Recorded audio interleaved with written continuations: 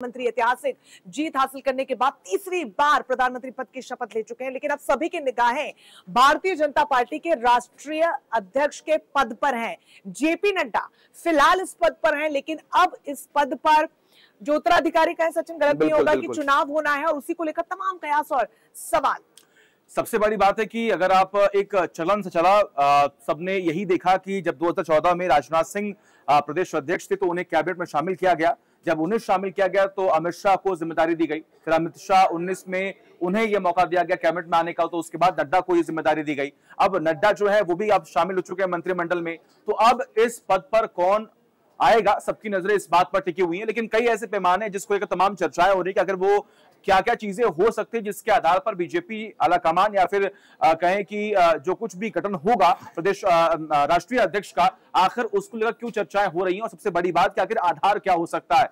तो अलग अलग प्लेटफॉर्म्स पर जाकर हमने देखा, लोगों से बात भी की, तो यही बात निकलकर सामने आई कि जो बीजेपी ने एक एजेंडा के तौर पर या फिर कहिए कि ओबीसी, दलित और महिलाओं को बढ़ाने का जो मेन फोकस बीजेपी का रहा है, एक आधार ये मानकर लोग चल रहे हैं कि हो सकता है कि राष्ट्रीय अध्यक्ष है वो ओबीसी, दलित या फिर महिला भी हो सकती है। इससे इतर हाँ बिल्कुल बेहद महत्वपूर्ण ये है। बहरहाल मैं आप सभी को बता दूं कि जनवरी में ही कार्यकाल चूंकि जेपी नड्डा का खत्म हो चुका था, लेकिन लोकसभा चुनावों के चलते उसे थोड़ा सा एक्सटेंड किया गया और अब चूंकि हरियाणा और महाराष्ट्र में विधानसभा चुनाव हो रहे हैं, ऐसे में एक बार फिर से तमाम दिग्गज जो है वो चुनाव प्रक्रिया में, प्रचार प्रसार में व्यस्त हो जाएंगे। तो उससे पहले संभावना है और उसकी कोशिश भी सचिन देखी की जा रही है कि राष्ट्रीय अध्यक्ष का चुनाव कर लिया जाए। जैसा कि बखूबी आपने जिक्र किया, महिला हो सकती है, ओबीसी से हो सकता है, क्योंकि इससे पहले भी हमने जब शपथ ग्रहण देखा और हमने जब मोदी कैबिनेट की जो बैठक भी हमने देखी और 3.0 में जो तमाम मंत्रियों को शामिल किया गया, क्षेत्रीय राजनीति हो या फिर जातिगत राजनीति हो, सभी को साधने की कोशिश की और साथ ही आगामी विधानसभा चुनावों को भी ध्यान में रखते हुए मंत्रिमंडल में मंत्रियों को मंत्रालय वितरित किए गए और मंत्री पद यहां पर शपथ दिलाई गई है। तो बेहद महत्वपूर्ण ये भी देखना होगा बहरहाल क्या उसका रिफ्लेक्शन ये कहें कि एक बार फिर से अध्यक्ष पद का, राष्ट्रीय अध्यक्ष पद का जब चुनाव यहां पर होगा तो उसमें भी देखने को मिलेगा। हालांकि अभी तक तो जेपी नड्डा पद पर है, लेकिन चूंकि भारतीय जनता पार्टी की जो नीति रही है हमेशा से एक पद और एक ही व्यक्ति की, तो वो उसी राह पर बीजेपी आगे चलना चाहेगी और उसी की कवायद अब यहां से तेज होती हुई नजर आ रही है। और देखिए सबसे बड़ी बात है कि इसमें संघ की भूमिका जो है वो बहुत ही महत्वपूर्ण है, क्योंकि हमेशा से इस बात का जिक्र होता है कि जो जिसकी पार्टी में पैठ मजबूत हो, पकड़ मजबूत हो और जिसकी संघ में भी पकड़ मजबूत हो, उसे ही राष्ट्रीय अध्यक्ष बनाया जाता है। इस बार चर्चाएं इस बात की हो रही हैं कि अनुराग ठाकुर को शामिल नहीं किया गया केंद्रीय मंत्रिमंडल में, तो हो सकता है कि उन्हें उनकी जिम्मेदारी को और बढ़ाया जाए, उनके कद को बढ़ाया जाए। वहीं दूसरा नाम यह है कि देवेंद्र फडणवीस को लेकर तमाम चर्चाएं हो रही। वजह यह कि महाराष्ट्र में जो सीटों का जो हमने देखा कि बहुत ही कमी बीजेपी को हुई, यानी कि जो आंकड़े बीजेपी चाह रही थी वो वहां पर अचीव नहीं कर पाई। उसके बाद उस हार का जिम्मा खुद देवेंद्र फडणवीस ने लिया और अपने पद से इस्तीफा दे दिया। तो अब उम्मीद ये लगाई जा रही है, क्योंकि गृह मंत्री अमित शाह और पीएम नरेंद्र मोदी के बेहद खास उनके गुड बुक्स में वो आते हैं, तो हो सकता है कि एक पद जो है उन्हें दिया जाए, अच्छा पद दिया जाए। तो चर्चा इस बात की कि उन्हें भी मौका मिल सकता है। इसके अलावा अगर हम बात करें तो महिला का तो हमने जिक्र कर दिया, लेकिन सबसे बड़ी बात कि सुनील बंसल का इसमें जिक्र हो रहा है, क्योंकि उनकी भूमिका बहुत ही महत्वपूर्ण रही है उत्तर प्रदेश में, पश्चिम बंगाल में, ओडिशा में, क्योंकि वो चुनाव प्रभारी रहे हैं, तेलंगाना में। लेकिन परफॉर्मेंस के आधार पर अगर देखें तो सबसे फिट चेहरा जो है वो सुनील बंसल का ही बैठ रहा है। लेकिन युवाओं की बात करें और तो उसमें अनुराग ठाकुर का चेहरा जो है वो फिट बैठता हुआ दिखाई दे रहा है, क्योंकि उनका पोर्टफोलियो बहुत अच्छा रहा है, गुड बुक्स में वो रहे हैं और उन्होंने अच्छा काम किया, उनकी इमेज बहुत क्लियर है। तो हो सकता है कि बीजेपी जो है उनके नाम पर मोहर लगा सकती है। बिल्कुल, और बहुत महत्वपूर्ण फैक्टर है आरएसएस से जुड़ाव का। जो भी आरएसएस के करीबी रहा है उसको हमने वक्त दर वक्त इस पद पर देखा है। चूंकि अलग अलग नामों का आपने जिक्र किया, लेकिन महिलाओं को लेकर भी एक अलग तरीके का फोकस इस बार देखने को मिला है। 3 बार हैट्रिक जब नरेंद्र मोदी लगाते हैं और प्रधानमंत्री वो बनते हैं, तो वो जो महिला वोटर्स है उनकी निर्णायक भूमिका पर बार बार फोकस करते हैं और हाईलाइट करते हैं। तो यहाँ से एक इशारा भी मिलता है सचिन की शायद महिला राष्ट्रीय अध्यक्ष हो सकती है, और ऐसा कभी पहले हुआ भी नहीं है। तो कुछ अलग भी देखने को मिलेगा, महिलाओं का प्रतिनिधित्व बढ़ेगा और बार बार महिलाओं पर जो फोकस किया जाता है, क्योंकि मंत्रिमंडल में भी आपने देखा कि तमाम दिग्गज महिलाओं को शामिल किया गया, लेकिन राष्ट्रीय अध्यक्ष के पद पर महिला अब तक नहीं भारतीय जनता पार्टी का जो नेतृत्व वो कर। महिलाओं में अगर हम देखें तो एक नाम बहुत ही चर्चा में है, वो है आंध्र प्रदेश के बीजेपी प्रदेश अध्यक्ष डी पुंडेश्वरी। उनका नाम जो है वो बहुत ही चर्चाओं में है, क्योंकि उनकी भूमिका बहुत महत्वपूर्ण रही है और टीडीपी से भी उनका कनेक्शन रहा है। पुराना कनेक्शन था जब पार्टी टूटी, और उस वक्त भी तमाम चर्चाएं जो है हुई, आखिर क्या वजह रहा जिसमें टकराव जो है वो देखने को मिला। लेकिन इन सब से तो टीडीपी ने एक बहुत बड़ा बयान दे दिया। उन्होंने कहा कि देखिए, अगर कैंडिडेट हमारी पार्टी से होगा तो ही हम अरे माफ कीजिएगा, तमाम चर्चाएं जो है ऐसे होंगी, महिलाओं का नाम जो है उसमें उनका नाम सामने आ रहा है। लेकिन इन सब से इतर अगर हम देखें तो अब देखना होगा कि बीजेपी का अगला फैसला जो है वो क्या होता है, क्योंकि इस वक्त पार्टी पूरी कोशिश ये करेगी कि एक ऐसा व्यक्ति एक ऐसे व्यक्ति के हाथों में पार्टी की कमान हो जो संघ को भी साथ सके और पार्टी को भी चला सके। क्योंकि नड्डा ने एक बहुत ही बड़ा बयान दिया था, अगर आपको याद हो, उन्होंने कहा था कि अब बीजेपी पार्टी इतनी बड़ी हो गई है, इतनी मजबूत हो गई है कि वो संघ के बिना भी काम कर सकती है। देखिए, बहुत ज्यादा सचिन ये भी महत्वपूर्ण है कि इससे पहले जिन दिग्गजों ने भारतीय जनता पार्टी के राष्ट्रीय अध्यक्ष के पद पर कमान संभाली है, उसमें अमित शाह एक बहुत बड़ा नाम है।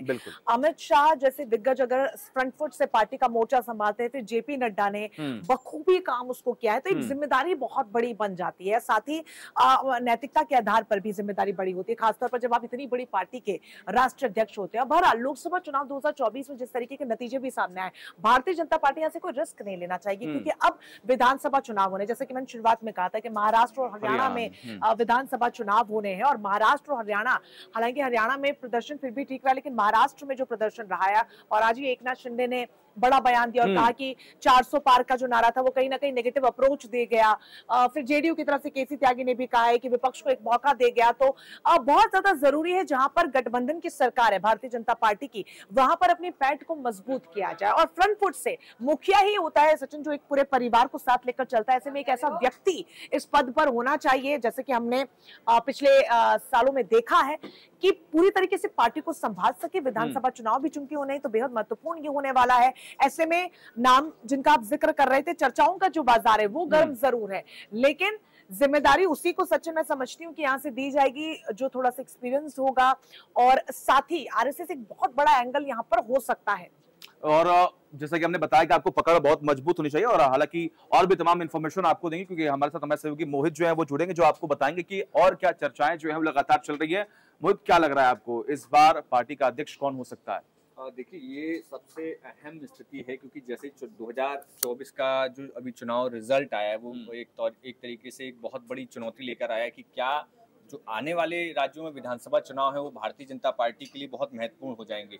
तमाम नाम है, युवाओं को लेकर भी नाम है, दलितों को लेकर भी, क्योंकि जो दलित वोट बैंक जो एक तरीके से कहा जा रहा है कि जो एक बात थी कि संविधान बदलने वाली जो एक मैसेजिंग लोगों में हुई, उसके बाद जो वोट बैंक सीधा सीधा भारतीय जनता पार्टी के लिए लेना वो मुश्किल हो गया। तो वहाँ पर दलित वोट बैंक को साधने के लिए वहाँ पर एक दलित अध्यक्ष भी दिया जा सकता है। जैसा अब जब सरकार बनी तब प्रधानमंत्री ने खुद जाकर संविधान को अपने माथे से लगाया, तो वो एक बहुत बड़ी मैसेजिंग है। अगर संगठन के तौर पर देखें तो कई बड़े नाम है, जैसे अभी अब हम लोगों ने चर्चा की कि सुनील बंसल हो गए, विनोद तावड़े हो गए। सुनील बंसल के बारे में बताएं कि भारतीय जनता पार्टी कभी भी पावर सेंटर एक जगह नहीं होने देती है, वहाँ कई सारे पावर सेंटर्स होते हैं और पावर का डिस्ट्रीब्यूशन होता है।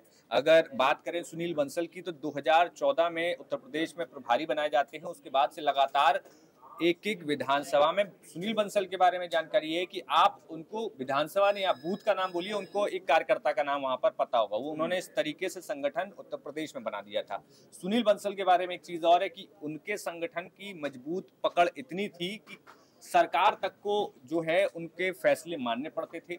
वो 2022 तक के इलेक्शन में भी कई बार देखने को मिला कि ये संगठन का अपना फैसला होता था और सरकार का अपने फैसले होते थे, और उस पर तमाम खींचतान या यूं कहें तो राजनीति भी होती थी। लेकिन कैसे एक बैलेंस में दोनों चीजें चलें, एट द एंड गोल की मतलब आखिर में जो तय होगा कि पार्टी और सरकार एक ही लगे, तो वो बैलेंस जो है तमाम मत मोहित, तो चूंकि मैं एक महिला हूं तो थोड़ा सा बायसनेस हो जाती है। महिला राष्ट्रीय अध्यक्ष के तौर पर आप इसको कैसे देख रहे हैं, क्योंकि इससे पहले कभी हुआ नहीं है, और महिलाओं के प्रतिनिधित्व को लेकर या महिला वोटर्स को लेकर लगातार फोकस प्रधानमंत्री खुद फ्रंट फुट से करते आए हैं और काफी आभार भी जताया। तो क्या ऐसा भी कुछ देखने को मिल सकता है, कोई ऐसे समीकरण होते हुए नजर आ रहे हैं? देखिए, जिस तरीके से भाजपा की कार्यशैली है, अभी खुद प्रधानमंत्री हैं, चूंकि सारा पार्टी का जो भी चीजें हैं वो इर्द गिर्द प्रधानमंत्री की ही घूमती है। उसके बाद जो जिम्मेदारी आती है अमित शाह पे आती है, और तमाम जो महासचिव हैं, चाहे बीएल संतोष हों, और तमाम जो जितने नेता हैं उन पर आती है।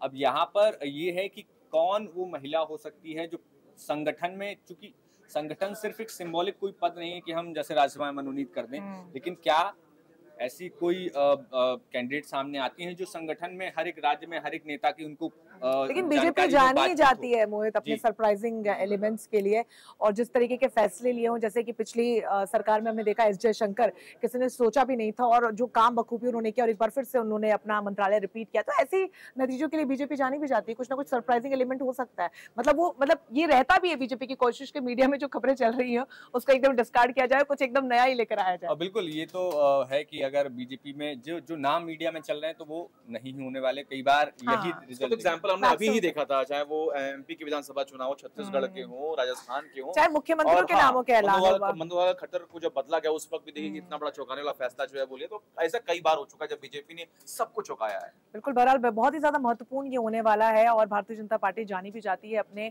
इसी तरीके के सरप्राइजिंग डिसीजंस के लिए। लेकिन अब ये देखना दिलचस्प होगा, थोड़ा सा इंतजार भी करना होगा कि क्यों, हालांकि बहुत जल्दी ये फैसला लिया भी जाएगा क्योंकि बेहद महत्वपूर्ण है, विधानसभा जो चुनाव है बेहद करीब है। लेकिन आप कमेंट बॉक्स में कमेंट करके जरूर हमें बताइएगा कि आप किसे चाहते हैं कि भारतीय जनता पार्टी का ये नेता राष्ट्रीय अध्यक्ष होना चाहिए। फिलहाल के लिए हमें इजाजत दीजिए, तमाम बड़ी खबरों के लिए आप न्यूज़ नेशन के साथ जुड़े रहिए।